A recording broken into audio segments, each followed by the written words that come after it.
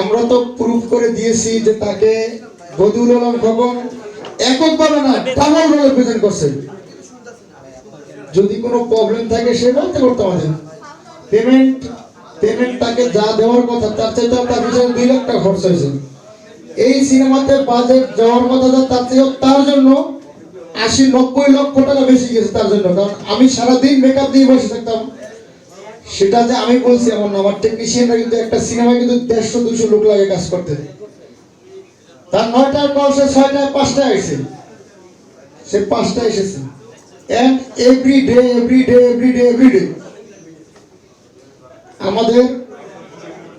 আমরা তাকে এত সুন্দরভাবে প্রেজেন্ট করছি এজ এ মুন্না খানের হিরোইন হিসেবে। আমার ডিরেক্টর তার সাথে আরো 2টা কাজ করছেন। এখন ঘরেই হবে বিয়ে বাড়ির পোলাও, যদি থাকে আকিজ এসেনশিয়াল সুগন্ধি চিনি গুঁড়া চাল।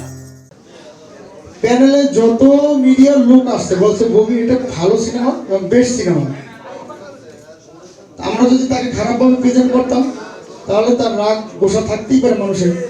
তবে আমি ম্যাডামের উদ্দেশ্যে একটা কথা বলবো, আপনার নায়িকা হওয়ার আগে মানুষ হন, আগে মানুষ হন আপনি।